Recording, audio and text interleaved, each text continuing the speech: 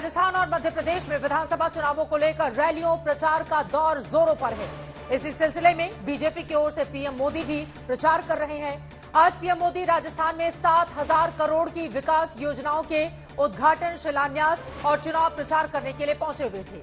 वहां पीएम मोदी ने कांग्रेस सरकार पर 5 बड़े प्रहार किए हैं। प्रधानमंत्री ने सांप्रदायिकता, भ्रष्टाचार, महिला दलित उत्पीड़न, आपसी कलह और तुष्टीकरण को लेकर कांग्रेस सरकार पर आरोप लगाए हैं।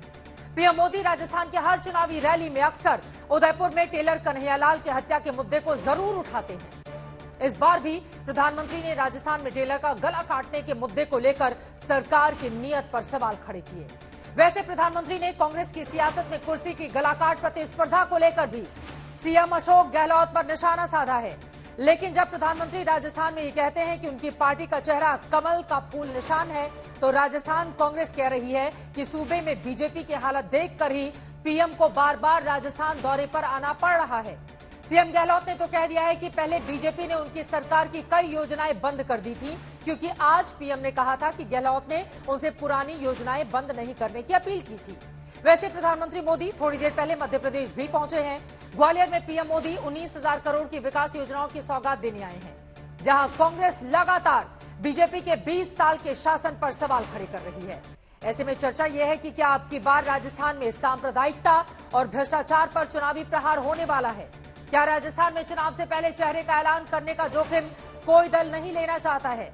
क्या किसी राज्य में विकास के मुद्दे पर भी वोट पड़ने वाला है।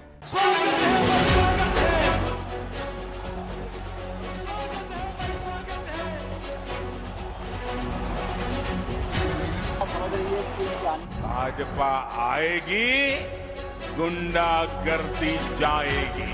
भाजपा आएगी, पत्थरबाजी रुकवाएगी। भाजपा आएगी, रोजगार लाएगी। राजस्थान के चुनावी रण में एक तरफ बीजेपी का कमल है, दूसरी तरफ कांग्रेस की गहलोत सरकार। बीजेपी इस बार फिर रेगिस्तान में कमल के चेहरे पर ही सत्ता का कमल खिलाने की कोशिश में जुटी है। मुकाबला कांग्रेस की सरकार से है, जिसमें बीजेपी सियासी दरार देख करारे वार कर रही है। राजस्थान के चुनावी कार्यक्रम में जब कमल का प्रचार करने पीएम मोदी पहुंचते हैं, तो केंद्र सरकार के कामकाज और राजस्थान के विकास के अलावा राजस्थान में कांग्रेस शासन की खामियों की गिनती गिना देते हैं। बिना डर, बिना खौफ के टेलर का गला काट देते हैं। आज जब अपराध की बात आती है, तो कौन सा राज्य टॉप पर आता है? ये हमारा राजस्थान। आज जब अराजकता, पिछड़ों पर अत्याचार की बात होती है, तो कौन सा राज्य आज सबसे ज्यादा बदनाम हो रहा है? ये हमारा राजस्थान। कांग्रेस ने राजस्थान को लूटने में कोई कमी नहीं छोड़ी। इतना ही नहीं, कांग्रेस के अंदर खाने सचिन पायलट बनाम अशोक गहलोत की चल रही सियासी खींचतान का जिक्र भी पीएम मोदी चुनावी मंचों से करते आ रहे हैं। अब सचिन पायलट ने पीएम के आरोपों पर पलटवार किया है। सारे सांसद बीजेपी के थे 25 के 25, और राजस्थान की जो विशेष मांगे थी उनको पूरा करने की चेष्टा भी नहीं करी गई। लेकिन जो डिमांड्स हमारे स्टेट्स की थी, जो केंद्र सरकार चाहती कर सकती थी, चाहे वो ERCP की हो, चाहे रेल परियोजनाओं की हमारी डिमांड्स थी, चाहे जो राजस्थान सरकार का, राजस्थान के लोगों का जो हिस्सा था, उसमें भी विलंब काफी हो रहा है। हालांकि चुनावी सीजन में पीएम मोदी राजस्थान के अंदर केंद्र सरकार की विकास योजनाओं के उद्घाटन से शिलान्यास तक कर रहे हैं।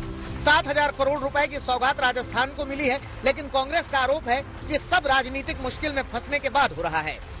हालांकि बीजेपी की ओर से पीएम मोदी ने चित्तौड़गढ़ के मंच से ऐलान कर दिया है कि इस बार के चुनाव में राजस्थान के मतदाता किसी चेहरे पर नहीं, बल्कि कमल के निशान पर मतदान करेंगे।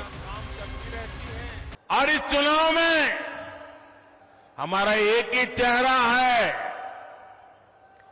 और वो चेहरा है कमल। संभवतः वो प्रचार इसलिए ज्यादा करना पड़ रहा है क्योंकि जो प्रदेश के जो नेता हैं भाजपा के, उनसे पार पड़ने वाली है नहीं। राजस्थान में बीजेपी के लिए चुनौती ये है कि 2013 में जिस राजस्थान में बीजेपी के पास 163 सीटें और 45.17% वोट थे, वो 2018 में घटकर 73 सीट और 38.77% वोट तक पहुंच गया था, जबकि 2013 में सिर्फ 21 सीट और 33.07% वोट वाली कांग्रेस 2018 में 100 सीट और 39.30% वोट तक पहुंच गई थी। हालांकि चुनौती मध्य प्रदेश में भी कम नहीं है। पीएम मोदी के दौरे दोनों ही राज्यों में उसी शिद्दत से हो रहे हैं, चाहे वो राजस्थान हो या मध्य प्रदेश। फर्क ये है कि राजस्थान में बीजेपी कांग्रेस पर कुशासन के आरोप लगाकर हिसाब मांग रही है और मध्य प्रदेश में 2 दशकों के शासन के बाद विकास के नए वायदे कर रही है। ये जो इतने सारे काम हैं, ये डबल इंजन सरकार के साझा प्रयासों का परिणाम है। डबल इंजन यानी एमपी का डबल विकास। उधर मध्य प्रदेश में कांग्रेस फिलहाल नारी शक्ति और महिला सुरक्षा जैसे मसलों पर राजनीतिक माहौल बनाने की कोशिश में है। अब देखना यह होगा कि 2 बड़े राज्यों में एक दूसरे की सत्ता पर उंगली उठाने वाले दलों में किसके कामकाज, नीति, नीयत और सच पर वोटर विश्वास करता है। आज तक ब्यूरो।